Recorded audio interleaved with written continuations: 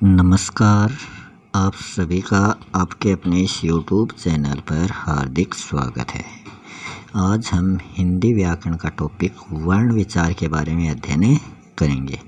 इसमें अध्ययन करेंगे वर्ण किसे कहते हैं और उसके भेद स्वर और व्यंजन के रूप में इसका अध्ययन करना शुरू कर रहे हैं। वर्ण क्या है? वर्ण भाषा की वह सबसे छोटी लिखित इकाई है जिसके और अधिक टुकड़े नहीं किए जा सकते या ध्वनियों को लेखन चिन्हों द्वारा व्यक्त करना ही वर्ण कहलाता है। वर्ण जो वो भाषा की सबसे छोटी इकाई है। इसके दो भेद होते हैं, स्वर और व्यंजन। स्वर क्या होता है? किसी वर्ण का उच्चारण करते समय हवा फेफड़ों से उठकर बिना किसी टकराव के मुख से बाहर निकलती है, उसे स्वर कहते हैं। कि जो अपने फेफड़ों के अंदर से हवा निकलती है कि किसी भी वर्ण का उच्चारण करेंगे तो वो हवा अपने फेफड़ों से और मुंह से बाहर निकलती है। तो जहाँ कहीं भी इनका रुकावटें नहीं होती है कि ये क्या होते हैं, ये स्वतंत्र रूप से उच्चारित होते हैं। और जो व्यंजन होते हैं उनमें क्या होता है, फेफड़ों से जो हवा निकलती है वो मुंह के अंदर अलग अलग भागों से टकराकर बाहर निकलती है। और स्वर में क्या होती है, वो स्वतंत्र रूप से बिना किसी टकराव के बाहर निकलती है, उसे स्वर कहते हैं। स्वरों की संख्या 11 होती है। कौन से? ए आ, ई उ री, ए ऐ ओ औ, ये 11 स्वर होते हैं। परंतु जो मानक स्वर हैं उनकी संख्या 10 ही होती है। इसमें जो ये री है इसको मानक स्वर नहीं माना है। इसको छोड़कर जो 10 स्वर बचते हैं वो मानक स्वर होते हैं।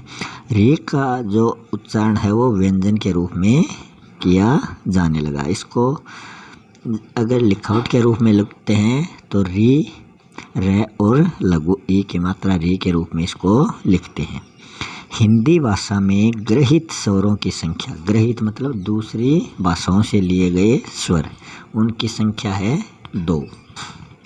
एक तो है ओ, जिसे डॉक्टर के ऊपर लगाते हैं ना, डा के ऊपर चांद। तो एक तो ओ जो विदेशज ग्रहित है कि विदेशी भाषा से लिया गया है। दूसरा है अनुनासिक, जिसको बोलते हैं चंद्रबिंदु। ये संस्कृत भाषा से हिंदी भाषा में लिया गया है। तो ये संस्कृत ग्रहित स्वर है। उच्चारण की मात्रा काल के आधार पर स्वर के 2 भेद होते हैं, ह्रस्व स्वर और दीर्घ स्वर। ह्रस्व स्वर क्या होते हैं? इनमें बोलने में कम समय लगता है। इनको मूल स्वर भी कहते हैं और इनको एकमात्रिक स्वर भी कहते हैं। एक तो इनमें समय कम लगता है, एक मात्रा होती है और इनको मूल स्वर भी कहा जाता है। वो होते हैं ह्रस्व स्वर। इनकी संख्या 4 होती है। ए, छोटी ई, छोटा ऊ, री। फिर आते हैं दीर्घ स्वर। ये बोलने में ह्रस्व स्वर से दुगुना समय लेते हैं। ये कम समय, ह्रस्व और दीर्घ दुगुना समय। ह्रस्व को मूल स्वर कहते हैं, दीर्घ को संयुक्त स्वर कहते हैं। इसकी संख्या 7 होती है। आ, बड़ी ई, बड़ा ऊ, ए ऐ ओ औ। जो ए है वो बना है ए और ई से, और ऐ जो है ये बना है ए और ए से। ओ बना है ए और ऊ से, और औ बना है ए और ओ के मेल से। इन चारों को संधि स्वर भी कहा जाता है। ए ऐ ओ औ को संधि स्वर कहा जाता है। फिर आता है उच्चारण के आधार पर स्वर।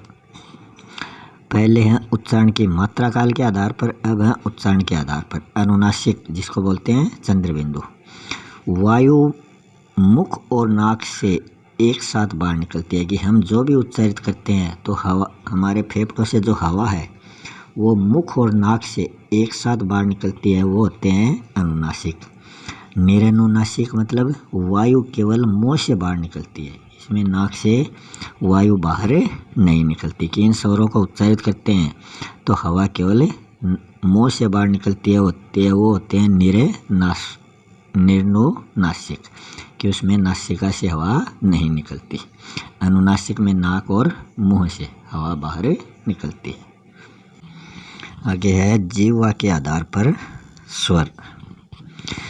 जीवा के आधार पर स्वर के 3 भेद होते हैं, अग्र स्वर, मध्य स्वर और वस्त स्वर। अग्र स्वर ये क्या होते हैं, इसमें जीवा का जो आगे का भाग है वो सक्रिय रहता है। इसमें अग्र स्वर के आधार पर स्वर 4 होते हैं, ई ए ऐ, इनको बोलते हैं अग्र स्वर। इनको उच्चारित करते हैं तो जीव का आगे का भाग सक्रिय रहता है। मध्य स्वर, जीवा का मध्य भाग इसमें सक्रिय रहता है, इसकी संख्या सिर्फ 1 है, ये होता है ए को बोलते हैं मध्य स्वर। पश्च स्वर, जीवा का पिछला भाग जिसमें सक्रिय रहता है उसको पश्च स्वर कहते हैं। इनकी संख्या 6 होती है, आ, उ, ओ, औ और वो विदेशी भाषा से गृहीत जो स्वर था ओ, एक वो है। फिर आगे ओष्ठों के आधार पर स्वर के कितने भेद होते हैं। ओष्ठों के आधार पर स्वर के 2 भेद होते हैं, वृत्तमुखी स्वर और अवृत्तमुखी स्वर। वृत्तमुखी स्वर में अपना जो मुख है वो वृत्ताकार हो जाता है, इसमें होठों का आकार कैसा हो जाता है, गोल हो जाता है। इसकी संख्या 5 है। वृत्तमुखी स्वर कितने हैं, 5 हैं, उ, ओ, औ और एक विदेशी भाषा से गृहीत ओ। फिर आते हैं अवृत्तमुखी, मतलब अवृत्ताकार, कि होठ गोल न होकर अन्य आकार में खुलते हैं। अपने मुंह के जो होठ हैं वो गोल नहीं होकर अन्य आकार में खुलते हैं, वो होता है अवृत्तमुखी। इनकी संख्या कितनी होती है, 6 होती है, ए आ, ई ए ऐ, ये होते हैं अवृत्तमुखी। फिर आगे है मुखाकृति के आधार पर स्वर के भेद। अब आते हैं मुखाकृति के आधार पर। मुखाकृति के आधार पर स्वर के 4 भेद होते हैं, विवृत स्वर, अर्धविवृत स्वर, संवर्त स्वर और अर्ध संवर्त स्वर। तो पहले देखते हैं विवृत स्वर। इसमें क्या होता है, इसमें मुख अधिक खुलता है, कि इस विवृत स्वर को उच्चारित करेंगे तो मुख बहुत खुलता है। ये कितने हैं, 1 है, कौन सा, आ को उच्चारित करते हैं तो अपना मुख सबसे ज़्यादा खुलता है और स्वरों की अपेक्षा सबसे ज़्यादा इसी में मुंह खुलता है। ये कौन सा होता है, विवृत स्वर। अर्धविवृत स्वर मतलब विवृत स्वर से थोड़ा कम व अर्ध संवर्त से अधिक मुख खुलता है। इसमें विवृत स्वर से तो थोड़ा कम और अर्ध संवर्त से ज़्यादा मुख खुलता है। इसकी संख्या 3 होती है। वैसे तो मुख्य रूप से 2 ही होती है, कौन कौन सी 3 होती है, ए औ, ये 3 मुख्य अर्ध विवृत स्वर हैं, ए ऐ और औ। फिर आते हैं संवर्त स्वर। संवर्त स्वर में क्या होता है, इसमें मुख कम खुलता है, इसकी संख्या होती है 4। ई उ, इनको आप उच्चारित करके देखो। इसमें क्या होता है, इसमें मुख जो है वो कम खुलता है और आ में सबसे ज़्यादा खुलता है तो वो विवृत और मुख सबसे कम खुलता है तो वो संवर्त। फिर आगे आते हैं अर्ध संवर्त स्वर। इसमें मुख क्या होता है, संवर्त स्वरों से थोड़ा अधिक खुलता है। इनकी संख्या होती है 2, कौन कौन से, ए और ओ, ये 2 अर्धसंवर्त स्वर होते हैं। तो यहाँ स्वर जो है वो कंप्लीट हो चुके हैं। उच्चारण मात्रा के आधार पर भेद पढ़ लिए, उच्चारण के आधार पर भेद पढ़ लिए, जीवा के आधार पर भेद पढ़ लिए और ओष्ठों के आधार पर भेद पढ़ लिए, और 5वां है मुखाकृति के आधार पर स्वर के भेद हमने पढ़ लिए हैं। अब हम स्टार्ट करेंगे व्यंजन। व्यंजन क्या होता है, जिन वर्णों का उच्चारण स्वरों की सहायता से होता है और उनको बोलते समय मुख से निकलने वाली वायु मुख के अलग अलग भागों से टकराकर बाहर निकलती है उन्हें व्यंजन कहते हैं। और स्वर में क्या होता है, स्वर में जो हवा से अपने फेफड़ों से जो हवा बाहर निकलती है वो कहीं भी नहीं टकराती है, वो स्वतंत्र रूप से बाहर निकल जाती है। मगर व्यंजनों को उच्चारित करते हैं तो वो मुंह के अंदर अलग अलग हिस्सों के टकराएगी और फिर वो बाहर आएगी। इनकी कुल संख्या 33 होती है। व्यंजन कितने होते हैं? 33 होते हैं। इसके भी भेद शुरू करते हैं। पहले है स्पर्श व्यंजन। स्पर्श का अर्थ क्या होना है? किसी चीज़ को छूना या स्पर्श करना। जब व्यंजनों का उच्चारण करते हुए वायु जीवा द्वारा मुख के अलग अलग उच्चारण स्थानों जैसे कंठ, तालु, मूर्धा, दंत, ओष्ठ को स्पर्श करती हुई बाहर निकलती है, उन्हें व्यंजन कहते हैं। व्यंजन कौन से? स्पर्श व्यंजन कहते हैं कि हवा मुंह के अंदर अलग अलग भागों से टकराकर बाहर निकलती है। कहीं तो ये कंठ से टकराती है, कहीं तालु से टकराती है, कहीं मूर्धा से, कहीं दंत से, कहीं ओष्ठ से। स्पर्श व्यंजनों की संख्या 25 होती है। अब ये स्पर्श व्यंजन कौन कौन से होते हैं? सबसे पहला आता है कंठ स्पर्श व्यंजन। ये आते हैं क वर्ग वाले। क वर्ग के जो भी व्यंजन है वो कंठ स्पर्श व्यंजन कहलाते हैं। क, ख, ग, घ, ङ, ये 5 क्या हैं? कंठ स्पर्श व्यंजन है। फिर आते हैं तालव्य स्पर्श व्यंजन। इसमें जो हवा है वो तालु के टकराकर बाहर निकलती है। इसमें आएगा च वर्ग। च, छ, ज, झ, ये 5 वर्ण हैं, ये हैं तालव्य। फिर आते हैं मूर्धन्य स्पर्श व्यंजन। इसमें जो हवा है वो मूर्धा से स्पर्श करती हुई, तालु से थोड़ा आगे का भाग मूर्धा होता है, इसमें ट वर्ग आता है। ट वर्ग के जो 5 वर्ण हैं ट, ठ, ड, ढ, ण, ये 5 वर्ण जो है वो मूर्धन्य स्पर्श व्यंजन में आएंगे। फिर आता है दंत स्पर्श व्यंजन। इनमें क्या होता है? इनमें जब हवा बाहर निकलती है या इनको उच्चारित करते हैं तो अपनी जो जीभ है वो दांतों को स्पर्श करती है। तालव्य में जीभ तालु के स्पर्श करती है, मूर्धन्य में जीभ मूर्धा के स्पर्श करती है और दंत्य में जीभ दांतों के स्पर्श करती है। इसमें त वर्ग आएगा। त वर्ग के 5 वर्ग त, थ, द, ध, न, ये 5 वर्ण जो हैं ये दंत स्पर्श व्यंजन में आते हैं।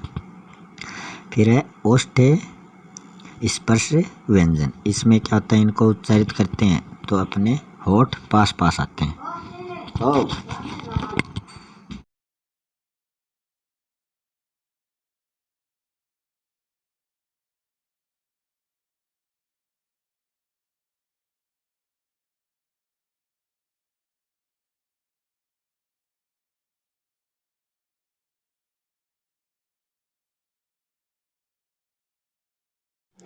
ओष्ठ स्पर्श व्यंजन क्या होते हैं?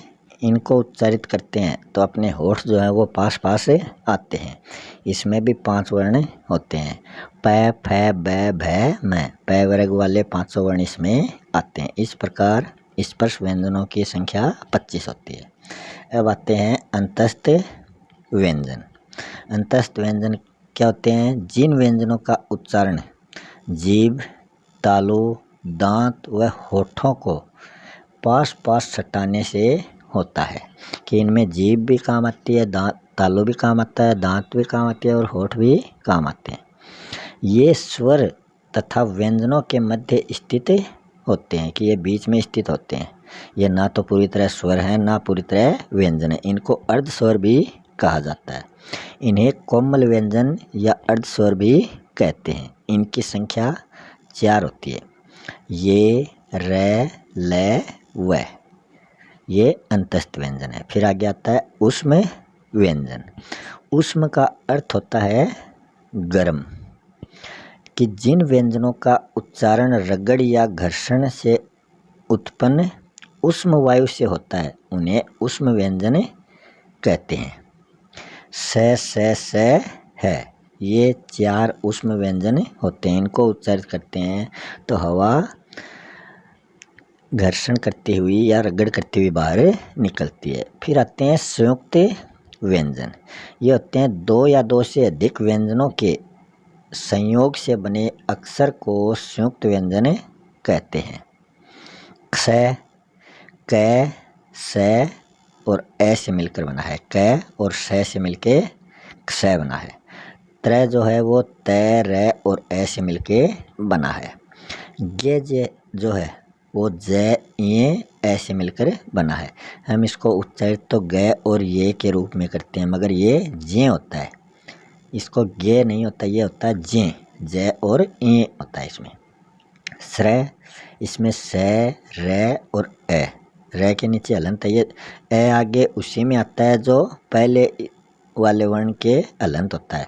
स्वर तो कभी हलंत नहीं होता, हलंत सिर्फ व्यंजन होते हैं, और जो व्यंजन होते हैं वो स्वरों की सहायता से पूर्ण रूप उनका बनता है। ये हो गए व्यंजन। फिर आगे है व्यंजनों का वर्गीकरण। सबसे पहले उच्चारण स्थान के आधार पर व्यंजनों का वर्गीकरण। यह है अक्कु है विसर्गजन्य कंठ है, अर्थात इसमें ए आएंगे, क वर्ग आएगा पांचों वर्ण, और है आएगा और विसर्ग आएंगे, इनको बोलते हैं कंठे। है या विसर्ग को काकल्य भी कहा जाता है। इच्चु यसा नाम तालु, मतलब ई का वर्ग और च वर्ग, च छ ज झ ये और ये और स, ये होते हैं तालव्य व्यंजन, तालव्य वर्ण आ जाएंगे ये, और ऊपर वाले कंठे वर्ण। आगे है ऋतु रसाणाम मूर्धा, इसमें आएंगे री और ट वर्ग और रस है। ट वर्ग में ट ठ ड ढ ण, ये मूर्धा में आते हैं, इनको बोलते हैं मूर्धन्य वर्ण। फिर आता है ऋतु लसानाम दंता, इसमें आएगा त वर्ग, त थ द ध न और ल और स, इनको बोलते हैं दंते वर्ण। फिर आता है उपधामानिया ओष्ठो, इसमें आते हैं उ और प वर्ग, प फ ब भ म, इनको बोलते हैं ओष्ठे वर्ण। फिर आगे है प्रत्येक वर्ग क च ट त प, ये स्पर्श व्यंजन होते हैं, पांचों वर्ग हो गए, का पांचवा जो अक्षर है उसको नासिक के व्यंजन कहा जाता है। अंग और ए, अंग में अनुस्वार है ऊपर बिंदु वाला और चंद्र बिंदु वाला अनुनासिक है। कंठ तालव्य होते हैं ए इस ए जो होता है ये ए और ई से मिलकर बनता है, इसमें ए तो कंठ होता है और ई तालु होता है, इसलिए इनको बोलते हैं कंठ तालव्य। आई जो होता है वो ए और ई से मिलकर बनता है। कंठोष्ठ, इसमें ये ओ होता है, इसमें क्या क्या होते हैं, ए जो होता है वो तो कंठ होता है और ऊ क्या होता है ओष्ठ, ए और ऊ मिलकर ओ बनते हैं, औ बनता है ए और ऊ से। फिर आते हैं दंतोष्ठ, दंतोष्ठ होते हैं व और फ। फिर आता है वर्तस्य, वर्तस्य वर्ण में आते हैं न स ल और ज, ज के नीचे नुक्ता लगा हुआ है। फिर आता है प्रयत्न के आधार पर व्यंजनों के भेद। पहला है उच्चारण के आधार पर व्यंजनों के 8 भागों में बांटा गया है व्यंजनों को, उच्चारण के आधार पर। स्पर्शी व्यंजन, इसमें प्रत्येक वर्ग क ट त प, इसमें च वर्ग नहीं आता है, कि प्रारंभिक 4 वर्ण जो होते हैं, तो ये 4 वर्ण, चारों वर्गों के 4 वर्ण मिलकर 16 वर्ण हो जाते हैं, तो ये आते हैं स्पर्शी व्यंजन में। संघर्षी व्यंजन में क्या होता है, वायु घर्षण करके मुख से बाहर निकलती है, इसमें भी 4 वर्ण आते हैं, वो कौन से आते हैं, उष्म व्यंजन वाले, स है। फिर आगे है स्पर्श संघर्षी व्यंजन, इनके उच्चारण में स्पर्श का समय अधिक होता है, वह बाद का संघर्षी होता है, इसमें भी 4 वर्ण होते हैं, च छ ज झ, ये स्पर्श संघर्षी व्यंजन है। फिर है नासिक के व्यंजन, इसमें प्रत्येक वर्ग का 5वां वर्ण आता है। ये इनकी संख्या 5 होती है। क वर्ग का ङ, च वर्ग का ये, ट का ण, त का न और प का म। पार्श्विक व्यंजन, इसमें क्या होता है, वायु जीभ के दोनों ओर से हवा निकालती है। कि इसको उच्चारित करते हैं तो जीभ के दोनों भागों से हवा बाहर निकलती है। इनकी संख्या 1 होती है। ल जो होता है वो पार्श्विक व्यंजन है। आगे है प्रकंपित व्यंजन, जिसको बोलते हैं लुंठित व्यंजन। इसमें जीभ का 2-3 बार कंपन करना पाया जाता है। र जो है ये प्रकंपित व्यंजन है। इनकी संख्या 1 है। आगे है उत्क्षिप्त या ताड़नजात व्यंजन। इसमें जीभ की नोक का झटके से नीचे गिरना होता है। इनकी संख्या 2 होती है। ड़, ढ, इनको उच्चारित करते हैं तो जीभ झटके के साथ नीचे गिरती है। ये अपभ्रंश से ग्रहित भी इनको माना गया है।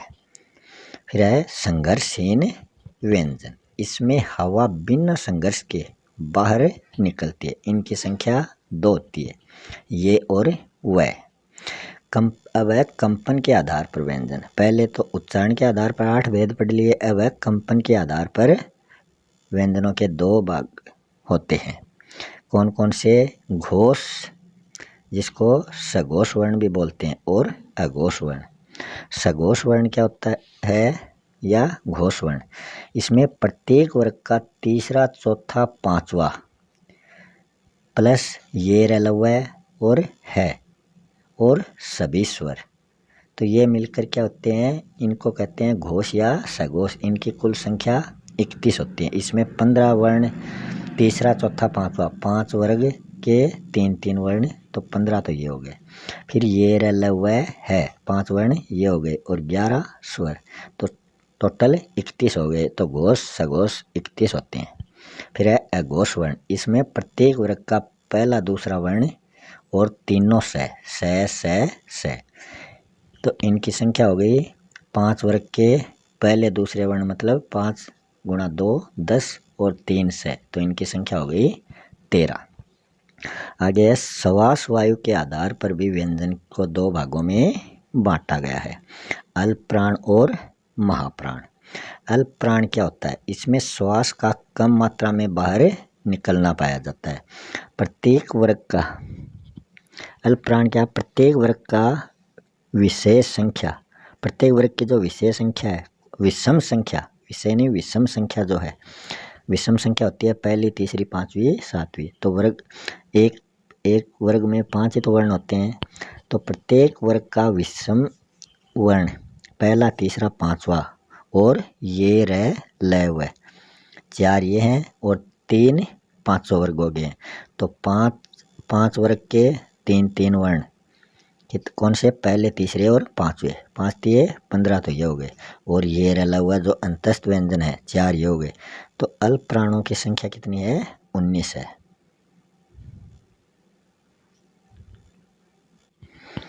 फिर आगे है महाप्राण। इसमें श्वास वायु का अधिक मात्रा में बाहर निकलना पाया जाता है। इसमें प्रत्येक वर्ग का सम संख्या वाला वर्ण आएगा। सम संख्या 2, 4, 6, 8 वाली। तो इसमें प्रत्येक वर्ग 5 वर्ग होते हैं, उसका दूसरा, चौथा वर्ण, तो 5 के 2 वर्ण हुए ना, तो ये हो गए 10 वर्ण, तो ये हो गए। और स है जो उसमें व्यंजन है 4, इसके हो गए।